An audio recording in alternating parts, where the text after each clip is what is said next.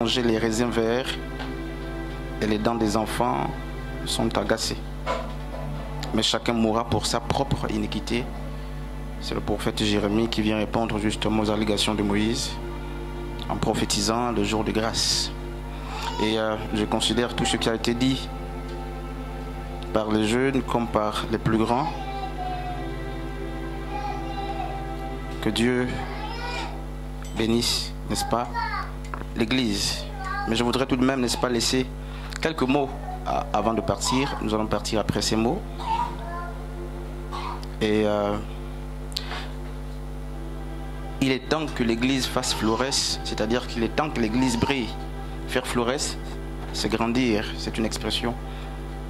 Il est temps justement qu'on accomplisse ce que l'apôtre Paul a dit à Timothée, ce que Jean aussi a dit. En 3 Jean, chapitre 1er, Jean dit ceci: bien-aimé, je souhaite que tu prospères à tous égards, comme prospère, n'est-ce pas, l'état de ton âme. Il dit: sois en bonne santé. Il y a beaucoup de choses qui ont été dites, toutes sont bonnes, et je voudrais m'appesantir sur quelques-unes de ces choses qui ont été dites. C'est le texte de Matthieu chapitre 8, donc c'est le même texte justement de Luc 8, c'est le même texte de Marc chapitre 4e. Alors là il est question, la sœur Edna l'a apostrophé, il est question justement du même jour, mais du soir du même jour. Lorsque Luc raconte l'histoire, n'est-ce pas, de la traversée, lorsque Marc raconte l'histoire de la traversée, et lorsque Matthieu aussi raconte l'histoire de la traversée, les théologiens s'accordent pour nous faire comprendre que le contexte est très différent. Alors, Matthieu va présenter l'histoire de la traversée dans un contexte des miracles. Avant la traversée, Matthieu prend le soin de nous dire, n'est-ce pas, quelques miracles qui ont été faits par la personne de Christ. Il nous présente Jésus qui a guéri la belle-mère justement de Lazare. Il nous présente Jésus justement qui a guéri des lépreux. Alors que Marc justement prend le contexte d'enseignement. Avant la traversée, Marc nous parle de quelques paraboles sur lesquelles Yeshua avait enseigné. En l'occurrence, la parabole, n'est-ce pas, du semeur, parle aussi de la parabole, n'est-ce pas, du grain de sénévé. Et le soir, ce n'est pas Pierre, ce n'est pas un de 12. Mais le soir, c'est Jésus qui a dit: passons, n'est-ce pas, de l'autre côté du bord. C'est sous l'instruction donc de Christ que les apôtres vont prendre la barque et vont quitter un bord pour un autre. C'est Jésus qui a dit: quittons le lieu où nous sommes, allons de l'autre côté. Et il y a d'ailleurs des chants qui vont dans ce sens, et ils vont prendre la barque. Mais le récit nous fait comprendre que ce n'était pas la seule barque sur la mer. Il y avait aussi d'autres barques qui les suivaient. Et la sœur Edna nous a parlé de la tempête qui se levait. Et effectivement, la tempête s'est levée. Et elle se lève toujours. Et pour commenter en petits mots justement l'histoire de la tempête, quand vous lisez Actes chapitre 27, n'est-ce pas, et la tempête justement qui bouscule la barque de Paul. Et là, c'est une tempête que vous allez vous-même nommer. La question est de savoir si c'est une tempête que Paul a attisée, que Paul a lui-même appelée. Nous avons aussi dans Jonas chapitre 1, à partir du verset 5e, une barque qui est aussi agitée par notre tempête. Nous avons dans Marc chapitre 4, Luc chapitre 8, Luc chapitre 8, Matthieu chapitre 8, Marc 4, une autre tempête, justement qui agite cette fois-ci non pas la barque de Saul, non pas la barque de Jonas, mais la barque du Messie. Et quand vous interrogez justement les différents épisodes, vous vous rendez compte que il y a des tempêtes que nous-mêmes nous amenons en surface. Par notre manière de faire, on peut donner naissance à une tempête. Elle vient pour faire son œuvre. Il y a des tempêtes justement pour lesquelles nous sommes dans la neutralité. On ne sait pas d'où elle vient bousculer justement. Il y a des tempêtes qui soufflent, et je vais m'appesantir sur ça, parce que nous sommes dans la volonté de Dieu. Et dans Marc chapitre 4, Luc chapitre 8, Matthieu chapitre 8, c'est sur la parole de Christ que les apôtres, d'autres versions disent, les suiveurs ont suivi. les suiveurs ont suivi sur la base de la parole, n'est-ce pas, du maître. Donc ils étaient dans l'expression même pour laquelle ils ont été appelés, dans l'obéissance. Et dans l'obéissance, la tempête a soufflé. Ce n'était pas une épreuve, mais c'était une vraie tempête, d'autant plus que l'expression menacer la tempête est employée. Donc Jésus menace la tempête, et très souvent l'expression menacer est employée lorsqu'il y a un esprit impur derrière. Et avec Maman Astrid, d'autres anciens, nous avons compris que très souvent, les théologiens aussi le disent, lorsque la tempête souffle et que la barque, n'est-ce pas, est embêtée, une des premières stratégies, c'est de vider la barque, n'est-ce pas? C'est d'alléger le poids de la barque pour que, n'est-ce pas, notre barque tienne sur les flots de la mer. Parce qu'on se dit certainement, si nous gardons tous les présents, tout ce que nous avons de la barque, facilement elle peut s'écouler. Mais je me rappelais justement à ceux qui tiennent cette philosophie que la tempête ne s'abaisse pas parce que naturellement on a dû vider la barque. Pas toujours. Vous pouvez vider votre barque, enlever les choses lourdes, mais elle continue. La tempête de Jésus n'avait pas besoin qu'on enlève des barques, qu'on enlève, pardon, les choses. Oui, la tempête de Jonas, ils ont vidé les biens, mais la barque a pris un coup. Frères et sœurs, dans quel type justement de tempête sommes-nous? Ou quelle est la nature de la tempête justement qui agite notre barque? Il s'agit aussi des tempêtes que nous avons nous-mêmes orchestrées. Je suis ici avec un ami avec qui j'étais en cellule. Frère Hassan, tu peux te lever là-bas? Voilà, merci. Tu peux t'asseoir, merci beaucoup.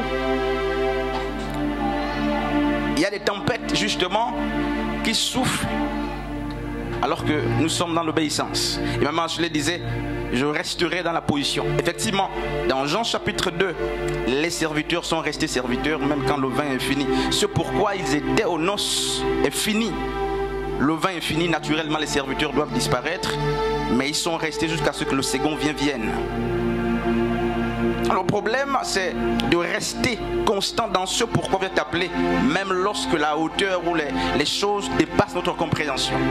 On n'a pas, n'est-ce pas, à se plaindre si nous sommes en train de vivre l'agitation ou l'épreuve de notre barque, si du moins nous sommes dans l'accomplissement de ce pourquoi Dieu nous a appelés. Si vous êtes fidèle à votre époux et qu'il continue de vous tromper, restez fidèle parce que c'est l'expression pour laquelle vous êtes appelé. Vous n'avez pas à vous plaindre pour ça. Pourquoi vous êtes dans l'obéissance?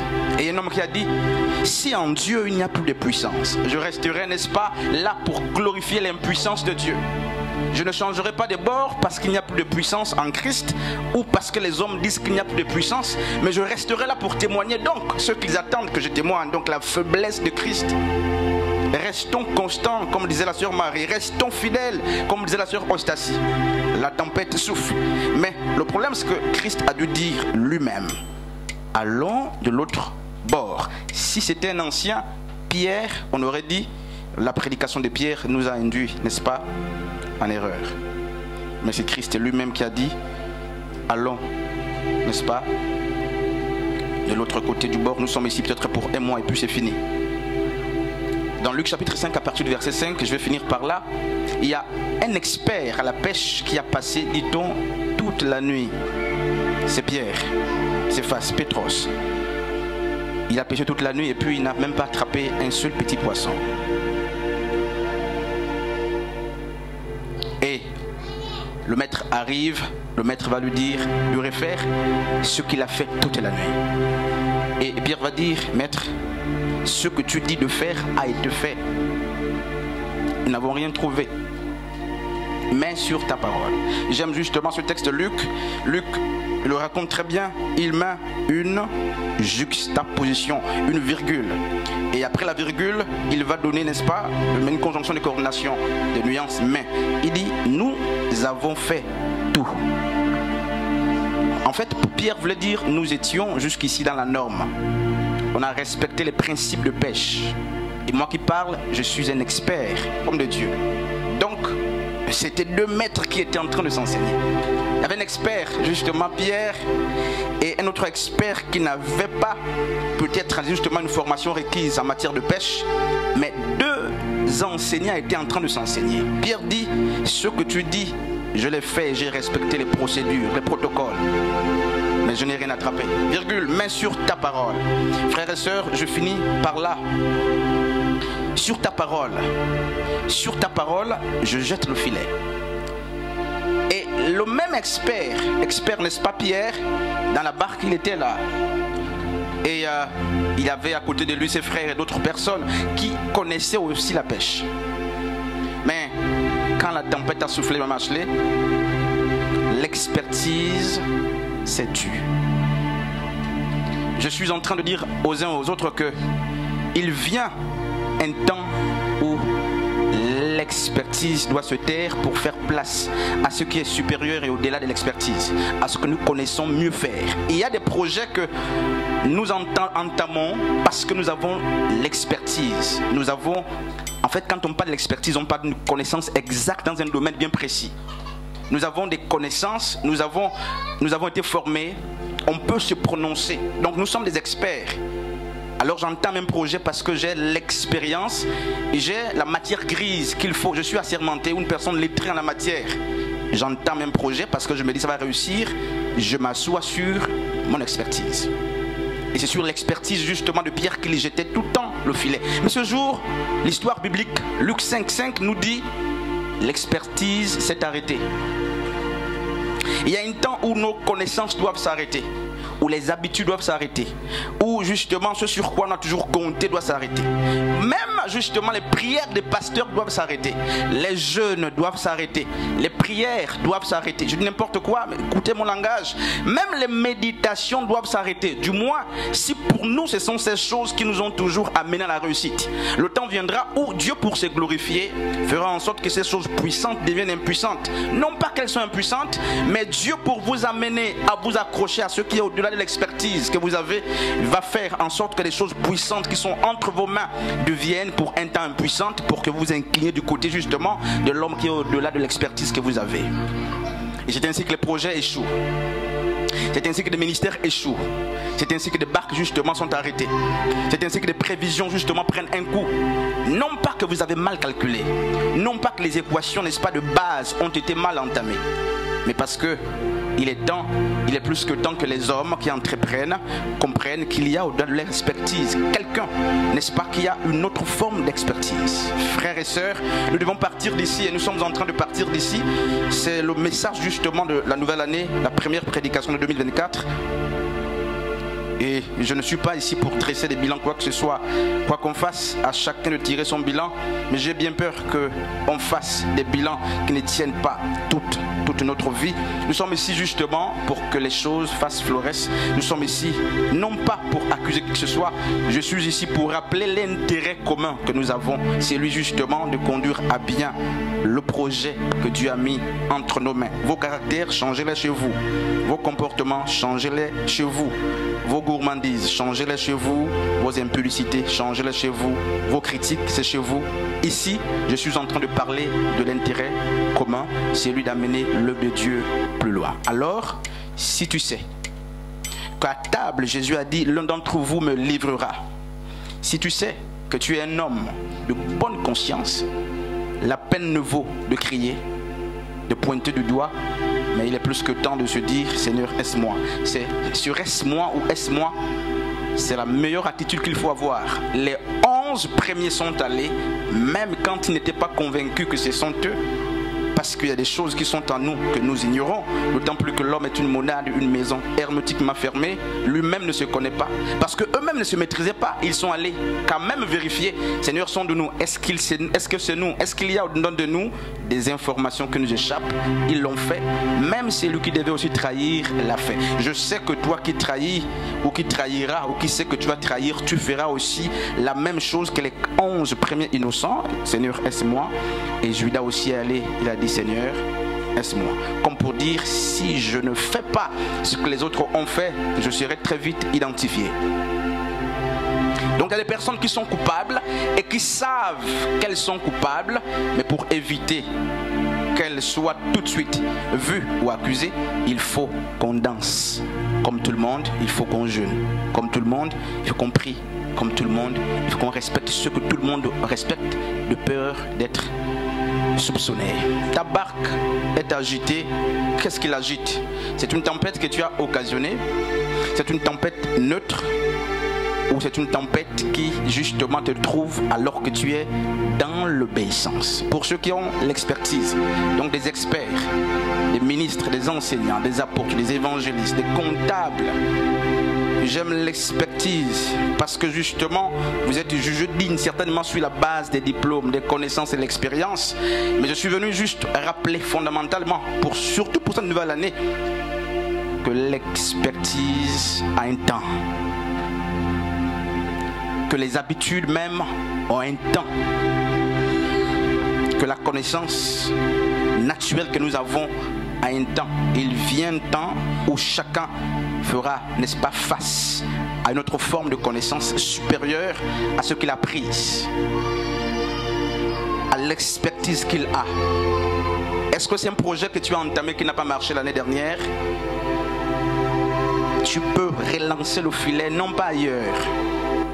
Pierre n'a pas changé d'endroit. Il était dans, n'est-ce pas, le même cours d'eau, un peu plus loin. Mais il n'a pas changé de lac, c'était là, sur place. Ce n'est pas parce que les projets n'ont pas marché qu'ils étaient des faux projets. Ce n'est pas parce que les projets n'ont pas marché que Dieu n'était pas dans les projets. Mais parfois les projets, n'est-ce pas, manquent de réussite parce que Dieu veut conjuguer autrement. Parce que Dieu veut parler autrement. Et donc je suis venu non seulement annoncer ce message d'espoir, au-delà justement de la nouvelle portion de terre que nous avons, mais je sais que très souvent, n'est-ce pas, le temps de désert. Josué a dit, par Josué l'Éternel a dit, je te conduis dans le désert, pas pour te donner de l'eau, mais pour parler à ton cœur. Il y a des déserts que Dieu favorise pour nous parler là-bas. Donc il te sort d'un endroit de torpeur où il y a la vie, il t'amène dans le désert pour te parler.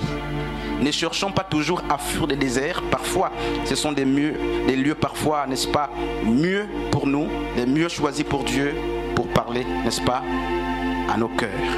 Frères et sœurs, nous serons perturbés. Je parle dans le langage des humains. Nous serons perturbés pour un temps. Et l'ancien Astrid a fait bien de le mentionner.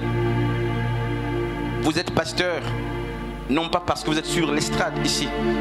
Vous n'êtes pas devenu. Donc vous êtes ce que vous êtes. Et ce que vous êtes ne cesse que lorsque vous disparaissez.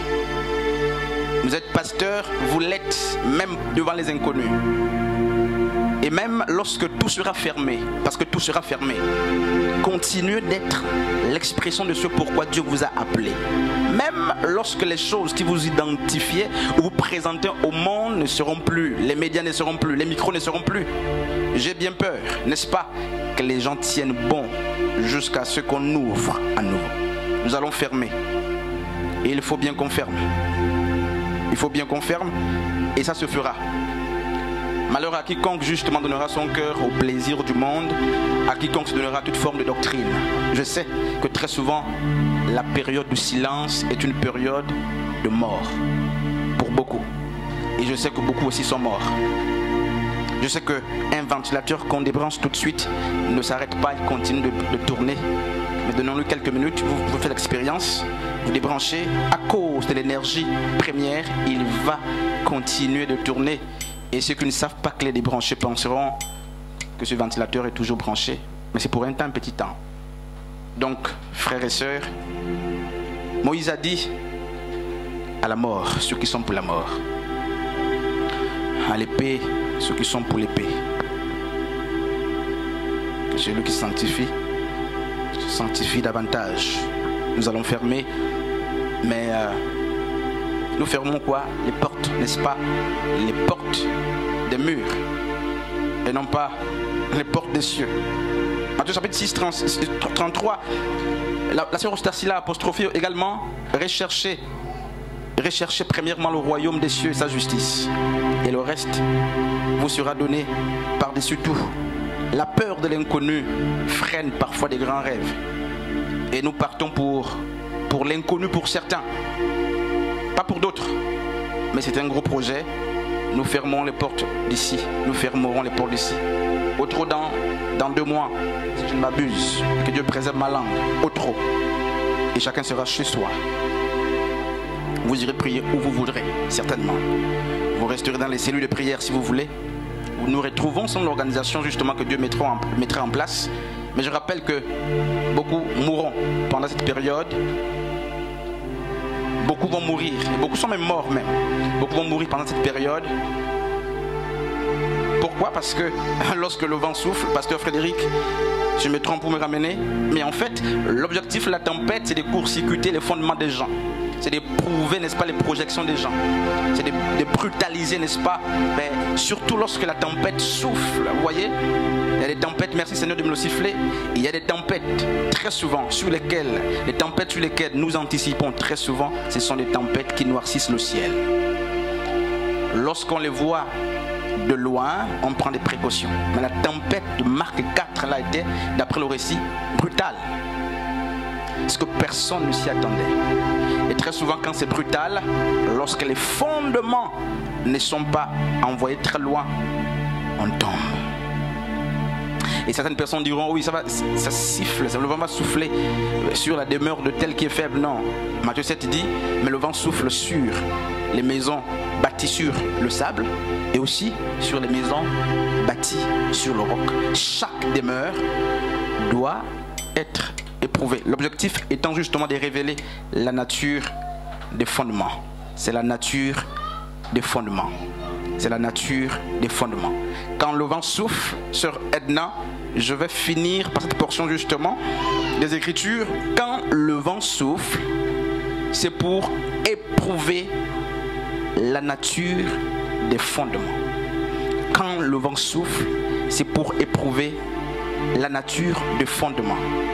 Et dans Jean chapitre 6, lors d'une prédication de Christ où il disait, pour avoir la vie éternelle, il vous faut manger ma chair et mon sang.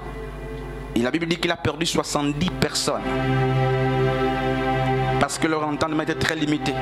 Ils l'ont accusé de cannibale, de quelqu'un justement qui est occultiste. Quand vous poussez très loin dans les recherches, ils ont dit que Jésus les initiait dans une autre secte qui consistait à manger les gens. Et ils ont quitté la personne de Christ. Et Jésus a dit aux autres qui étaient là, et vous, qu'attendez-vous? Faites comme les autres. Et puis, je voudrais justement m'accrocher à ce pan de la prédication de Christ pour m'adresser d'une manière très polie à ceux qui sont aussi ici. Et vous, qu'attendez-vous? Et c'est là que Pierre a dit, où irions-nous, Seigneur? Toi tu as les paroles, n'est-ce pas, de la vie. La parole de Dieu est bonne. Frères et sœurs, la fidélité n'est pas la stabilité. Être fidèle ne signifie pas que le vent ne nous bouscule pas. Être fidèle, c'est autre chose, c'est être constant. Et j'ai vu la constance de Pierre et des autres dans la barque, surtout au réveil du Messie, surtout lorsqu'ils ont gardé la même attitude qu'ils avaient depuis le départ de celui qui était avec eux, le rabbi, n'est-ce pas, le maître. C'est des hommes qui ont perdu, n'est-ce pas, semble-t-il, la foi, d'autant plus que Christ va leur dire, où est passée votre foi? Homme de peu de foi. Dans Marc chapitre 4, il avait déjà enseigné que si vous avez une petite foi comme le grain de sénévé, vous direz à la montagne, ôte-toi d'ici et jette-toi là-bas. Mais dans la barque, le matin il a prêché, le soir dans la barque, la prédication revient, n'est-ce pas, sur les flots de la mer, et puis tout le monde a perdu la foi. Le soir, il a prêché le grain de sénévé, la petite foi, mais dans la barque, il va dire, homme de peu de foi. Mais en fait, il n'avait pas de foi. C'est pourquoi il va leur dire, où est passée votre foi? Frères et sœurs, être fidèle, donc, je disais, ce n'est pas dire que je ne chute pas. Être fidèle, c'est garder l'état, n'est-ce pas, qu'on a, et garder la même image que nous avons de la parole de Dieu, garder la même image de la personne de Christ, garder aussi la même image, n'est-ce pas, de nous, même dans nos moments de faiblesse. Être fidèle, c'est même lorsque, n'est-ce pas, nous sommes agités, mais dans nos agitations, qu'on ne perd pas les principes divins, qu'on ne sorte pas justement des choses sur lesquelles la parole de Dieu veut nous aligner. Des hommes fidèles restent fidèles même en prison. J'étais en cellule pendant au moins 3 jours et il y a eu 15 conversions, parmi lesquelles il y a le frère qui est ici, je crois que c'est un Nigérian, c'est un musulman. C'était une expérience, je ne vous la souhaite pas, mais je vous la souhaite si c'est pour les causes de Dieu. Une expérience particulière, mais je crois que Dieu s'est glorifié parce qu'après ces choses, c'est les âmes qui sont gagnées. Après ces choses, depuis hier, je suis avec le frère Hassan, il était à la maison, il est là. D'autres, vous les verrez ici. Mais être fidèle, comme beaucoup l'ont dit au matin de leur propos, être pasteur, c'est même aussi aller en cellule et faire ce que tu fais sur l'estrade ici. Être chantre, c'est ça aussi. Être prédicateur de l'évangile, ce n'est pas choisir un lieu où il y a une climatisation ou un ventilateur pour libérer les oracles de Dieu. C'est même, n'est-ce pas, ben Paul le dit, n'est-ce pas, c'est rester ce pourquoi vous êtes, rester ou faire ce pourquoi Dieu vous a appelé. Mais en fait, d'une manière simple, c'est garder l'expression pour laquelle vous êtes appelé, même dans des mauvais moments, dans des circonstances où vous n'êtes pas connu. J'ai vu Pierre, pasteur Frédéric, je crois que je vais finir par là vraiment, que Dieu m'aide. Alors que Christ est amené vers le lieu crâne, Pierre était à distance. Mais c'est Pierre qui a dit, même si tout le monde abandonne Christ, moi Pierre, je serai avec toi. Et Pierre, Jésus va lui dire, merci Père. Ça c'est aussi un débat théologique parce que Matthieu et Luc disent autre chose. Luc dit, le coq chantera 3 fois. 2 fois. Donc à la deuxième prise du coq, tu vas me régner avant la 3e fois. Mais Matthieu dit justement, le coq chantera 3 fois et tu vas me régner. Bref, on n'est pas sur ce débat théologique. Mais ce qui nous intéresse, c'est l'attitude de Pierre. Il a marché tout le temps avec le maître. Mais lorsque le temps de l'accomplissement de la mission du maître est arrivé, Pierre qui était agité parmi tant d'autres, qui disait, c'est Luc, pardon, n'est-ce pas, c'est Barnabé, Barnabas, n'est-ce pas, c'est Judas, c'est tous ces hommes autour qui peuvent t'abandonner, sauf moi. La Bible dit que lorsqu'on conduit Yeshua chez Ponce Pilate, au prétoire, Pierre se tenait, quand vous lisez, il écrit, Pierre se tenait à distance. Il y a beaucoup parmi nous qui seront à distance, mais en fait, c'est quelle distance? C'est une distance de sécurité charnelle, de peur que je ne sois confondu avec ce monsieur. Et les gens même l'ont reconnu à cause, dit-on, de son langage, l'accoutrement certainement, et se sont rapprochés de lui, et il a nié. À distance du maître, à distance du berger. Est-ce que nous sommes à distance du berger? Oui, on peut être loin du berger même lorsqu'on est à côté physiquement du berger. On peut être loin du maître même si nous sommes la personne qui lui donne à manger et à boire. On peut être loin. Et Pierre avait lui-même créé une distance de sécurité. Ok, qu'il meure. Du moins, j'assiste à distance et je serai un bon témoin. J'irai raconter aux autres ce que le Christ a vécu. Pierre était un mauvais modèle à ce niveau. C'est un modèle des bons temps. Quand Christ multipliait le pain et le poisson, Pierre était à côté. Quand Christ a dit à Pierre, viens sur la mer, Pierre s'est réjouissait. Quand Christ a dit à Pierre, Satan te réclame, j'ai prié pour toi, Pierre était content. Mais quand Christ devait aller au lieu de l'agonie à Golgotha, Pierre a reculé de plusieurs pas pour mettre entre lui et le maître une sécurité, n'est-ce pas, une distance de sécurité comme les véhicules. Pasteur Frédéric, vous voyez, c'est que Dieu me siffle là-bas le sujet. Dieu, n'est-ce pas, Pierre va reculer. Il recule, il recule, il recule. Il va dire désormais, tu es devant, je suis derrière, ou du moins sur le côté, et je vois à distance ce que tu es en train de vivre. À quel niveau est-ce que les voitures passent quand il y a le feu? À quel moment les voitures circulent? Quand il y a le feu, les panneaux de signalisation, au feu vert. Le feu rouge, c'est pour stationner les véhicules, et le feu orange, ralentir. Mais est-ce que c'est ce qui se passe? Non. Qu'est-ce qui se passe? Au feu rouge. Mais en fait, quand vous lisez l'histoire de la Chine, vous vous rendez compte que la Chine a trouvé un moyen pour aider les personnes qui avaient des problèmes avec les panneaux de signalisation. Et ce problème, j'ai envie de le transporter sur le plan spirituel. Parce que quand le feu est vert, il roule très vite. Quand le feu est rouge, il stationne. Mais quand le feu orange arrive, normalement, on n'accélère pas. Quand le feu est orange, il annonce quel feu? Il annonce l'arrivée du feu rouge. Mais en fait, très souvent, ceux qui conduisent, qu'est-ce qu'ils font? Quand le feu est orange, ils commencent à klaxonner ils accélèrent. Problème de patience. Et en Chine, pour résoudre ça, tous ceux qui klaxonnaient quand le feu